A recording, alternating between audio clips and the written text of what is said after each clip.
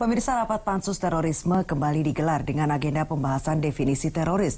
Baik pemerintah maupun DPR berharap pembahasan RUU teroris cepat selesai. Ya, bahkan ditargetkan Jumat lusa RUU terorisme siap untuk disahkan.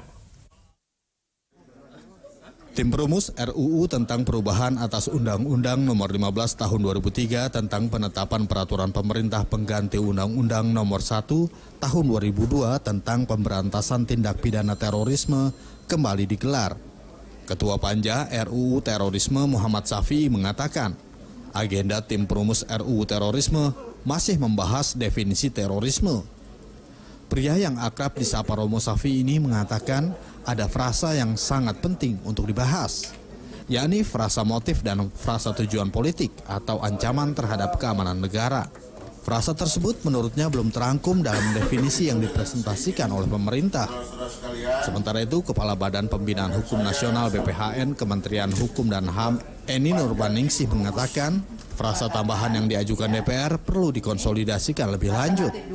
Jika frasa yang diajukan DPR ditambahkan, maka rumusan delik dalam pasal-pasal tersebut otomatis akan berubah. Baik pemerintah dan DPR berharap ada titik temu dalam pembahasan RUU terorisme hari ini.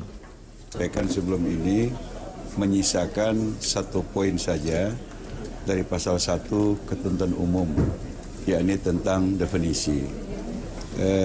Dalam rapat sebelumnya, kita belum memiliki kesepahaman tentang definisi karena ada frasa yang kita anggap sangat penting, yakni frasa motif atau tujuan politik atau ancaman terhadap keamanan negara itu belum terangkum dalam definisi yang dipresentasikan oleh pemerintah. Kita berharap hari ini kita bisa menemukan dalam definisi, atau kemudian kalau kami pemerintah pada tahap awal menghendaki ini ada di dalam penjelasan umum saja, karena sebetulnya inti dari undang-undang ini adalah definisinya adalah tindak pidana terorisme itu sendiri.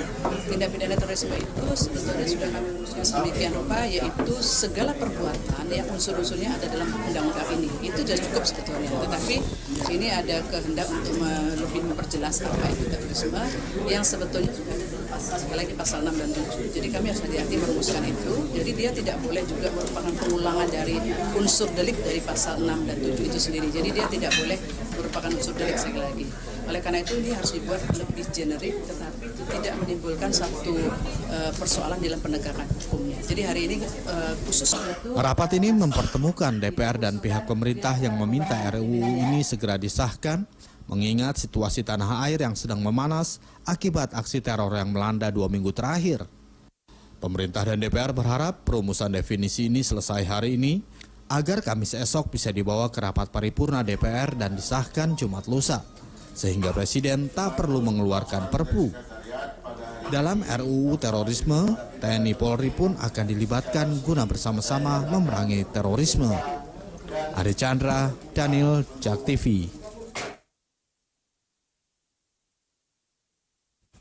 Ya, dan pemirsa, untuk membahas hal ini di Studio 2 rekan kami Ayu Wardani telah bersama para narasumber. Ya, silakan rekan Ayu untuk dialog Anda. Ya, terima kasih Tiara dan Reva. Pemirsa, sesuai target RUU terorisme rencananya akan ketok palu Jumat ini. Seperti apa persiapannya? Bersama saya di Studio 2 JAK TV sudah ada Bang Dev Laksono. Selamat malam, Bang. Selamat malam, anggota Pansus RUU terorisme, ya, sekaligus anggota Komisi 1 DPR RI. Dan bersama saya juga sudah ada Pak Menegar Nasution, Majelis Kumham PP Muhammadiyah, mantan Komisioner HAM, Bang Nasution. Ya, apa kabar? Assalamualaikum. Waalaikumsalam. Ke Bang Dev dulu, hari ini ada agenda pembahasan. Seperti apa update-nya? Ya, jadi tim perumus itu rapat terakhir tadi pagi sampai siang, itu yang diputuskan adalah masalah definisi terorisme. Memang ada sedikit diskusi atau perdebatan ya mengenai frasa motif daripada seorang teroris itu. Nah, pemerintah sudah sepakat itu untuk menghilangkan kata-kata motif itu, karena sebenarnya sudah diatur di dalam, tanpa ada di dalam definisi motif untuk mengganggu ideologi, keamanan segala macam sudah diatur dalam pasal-pasal yang ada di dalam batang tubuh undang-undang tersebut. Cuman ada beberapa teman-teman yang melihat bahwa ini penting ada motif itu untuk lebih memastikan bahwa orang yang melakukan teroris itu benar-benar seorang teroris. Gitu. Jadi jangan, tadi yang dikhawatirkan itu bahwa undang-undang ini jangan sampai menjadi undang-undang subversif zaman Orde Baru, di mana lawan politik itu hanya karena dianggap berbeda pandangan, berbeda pikiran bisa digunakan untuk ditahan gitu. Soal definisi ini kabarnya melalui pembahasan yang panjang. Apakah hari ini sudah sampai di titik temu apa itu definisi? Ya, jadi kita masih akhirnya ada dua alternatif, apakah ditambahkan atau tidak ditambahkan. Besok kita akan raker bila mana insya Allah kelar ya. Tim sinkronisasi kelar malam ini, besok kita akan raker dengan Menkumham dan itu akan difinalkan lah gitu. Kabarnya hari Jumat akan ketok palu sejauh sesuai target? Insya Allah kita akan kelarkan besok sehingga hari Jumat kita sudah bisa ketok palu. Oke, Bang Nasution, ini rencananya akan ketok palu Jumat apabila semua sesuai dengan jadwal. Sejauh ini apa masukan-masukan yang sudah diberikan? Iya, PP Muhammadiyah sebetulnya sudah melakukan kajian terhadap dua hal sebetulnya. Satu soal deradikalisasi. Yang kedua secara khusus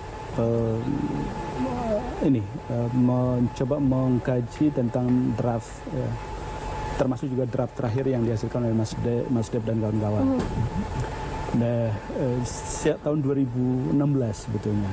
Nah, hasil itu sebenarnya sudah berapa kali kita sampaikan, pernah juga ada dengar pendapat, dan terakhir 2 hari yang lalu kalau tidak salah, kita juga menyampaikan secara resmi atas nama PP Muhammadiyah beberapa hasil kajian kita. Setidaknya terhadap, karena yang sekarang lagi mendesak adalah soal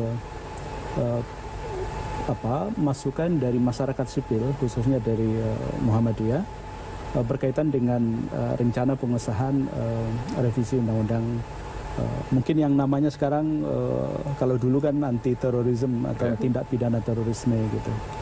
Nah, karena itu kita memberi masukan cukup setidaknya ada 13 masukan kita kemarin, dan kalau saya gambarkan dari 13 itu sebetulnya melingkupi dua atau 3 hal besar.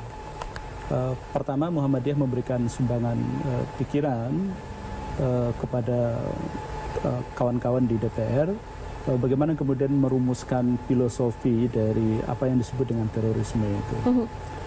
Karena filosofi itu penting. Kesalahan kita merumuskan filosofi itu kemudian bisa melahirkan banyak hal. Nah, yang kedua, kita juga memberikan masukan soal apa yang disebut dengan pencegahan. Ini faktor hulu yang sangat penting untuk kita beri masukan. Nah, yang ketiga sebetulnya berkaitan dengan faktor penindakan, dan ini kan sudah berlangsung. Dan yang keempat itu sebetulnya pentingnya soal pengawasan. Kita sebagai bangsa harus mengakui bahwa kita kalau rezim Undang-Undang 15 yang lalu itu kan seolah kita tidak memberikan pengawasan yang memadai gitu. Karena dulu kita semangatnya kan bom Bali, lalu muncul Perpu, lalu disahkan menjadi Undang-Undang 15 itu. Sehingga sejak peristiwa sampai 2003 sampai sekarang ini nyaris tidak ada lembaga yang secara intensif ya itu kemudian melakukan pengawasan terhadap bagaimana kemudian Densus, bagaimana BNPT, bagaimana kepolisian, bagaimana negara kemudian melakukan program pencegahan dan penindakan terhadap terorisme. Kira-kira itu yang diberikan masukan oleh Muhammadiyah. Kira-kira ada 13 pasukan yang sudah diberikan. Mana yang menjadi prioritas utama? Pertama soal paradigma. Kita sebetulnya Muhammadiyah menawarkan begini. Kita harus memilih jalan. Bagaimana bangsa ini melihat terorisme. Jalan yang kita pilih selama ini kan criminal justice system. Ini tindak pidana, maka kemudian itu wilayah kepolisian. Kan itu yang kita pilih selama ini. Maka nama undang-undangnya juga undang-undang tindak pidana terorisme gitu. Nah, karena itu ada kebutuhan bangsa, misalnya ada keinginan dari beberapa pikiran-pikiran dari beberapa kelompok, misalnya bagaimana melihat terorisme hari ini, apakah paradigma itu masih tetap dengan masuknya usulan misalnya pelibatan TNI, bagaimana intelijen, bagaimana penyadapan dan seterusnya, itu sebetulnya berkaitan dengan bagaimana bangsa ini merumuskan paradigma tadi. Apakah seperti beberapa negara Eropa misalnya, mereka melihat terorisme itu pendekatannya tidak criminal justice system, tapi dia pendekatan perang kan, maka militer kemudian yang. Nah, karena itu kita perlu merumuskan sebetulnya ini terorisme di kita itu jenis kelaminnya apa? Apakah itu ancaman dalam negeri? Kalau dia ancaman dalam negeri, maka itu sebetulnya otoritasnya teman-teman kepolisian. Tapi kalau ancamannya dari luar negeri, itu kan kemudian menjadi alasan kenapa kemudian TNI kemudian harus bisa hadir. Jadi nah, karena itu definisi sebetulnya akan bisa dirumuskan dari situ. Tapi kita bisa memahami ini karena teman-teman Pansus kan perdebatannya juga kita ikuti, dan saya waktu di Komnas juga berapa kali ketemu dengan beberapa pimpinan Pansus ya. Perdebatan ini kan luar biasa, ada banyak kepentingan. Tetapi memang secara akademik rumusan tentang definisi itu penting. Sebab kalau itu tidak dirumuskan secara baik, maka betul tadi Mas Dev, ini bisa menjadi pukat harimau, bisa menjadi cantrang yang bisa mengangkut semua ikan, mulai dari ikan kecil sampai ikan kakap gitu. Baik. Nah, mulai dari hal orang misalnya, kalau ini tidak dirumuskan, maka kemudian semua orang berpotensi untuk masuk dalam diangkut oleh undang-undang itu. Artinya ini urgent untuk kemudian diputuskan. Makanya definisi menjadi penting gitu. Ini itu yang pertama ya. Oke. Selanjutnya? Nah, yang kedua, bagaimana dengan pelibatan TNI? Muhammadiyah menyebut kemarin ke teman-teman itu mesti memang dengan sangat hati-hati. Kalau ancaman terorisme itu di dalam negeri, itu kita sepakat sebagai negara demokrasi itu kewenangannya teman-teman kepolisian. Tapi kalau itu importasi, itu ancaman kita dari luar, maka kemudian memang teman-teman TNI kira-kira begitu cara berpikirnya. Nah, karena itu pelibatan TNI, saya nggak tahu, mudah-mudahan Mas Dev bisa, tapi kira-kira Muhammadiyah itu mengingatkan itu harus dengan sangat hati-hati, termasuk data intelijen misalnya. Nah, selama ini kan keluhan teman-teman kepolisian dengan rezim Undang-Undang 15 misalnya, data intelijen kan tidak bisa digunakan. Maka kita sebetulnya menyentipkan juga ke teman-teman, data intelijen itu sebetulnya itu bisa digunakan tapi dengan sangat hati-hati, harus akurat betul. Baik. Termasuk penyadapan misalnya. Itu juga kemarin kita ingatkan. Penyadapan itu Muhammadiyah berpendapat kalau dalam perspektif hak asasi manusia kan sebetulnya prinsipnya kita nggak boleh disadap warga negara. Hanya boleh disadap, dibatasi hak kita itu dengan undang-undang. Nah, apa pembatasannya? Kita kemarin menyebut dengan persetujuan ketua pengadilan negeri setempat. Tidak sembarang orang bisa disadap. Kira-kira gitu. Oke, nanti usai jeda kita akan melihat bagaimana tanggapan dari Bang Dev. Pemirsa jangan kemana-mana, kami akan kembali usai jeda berikut ini.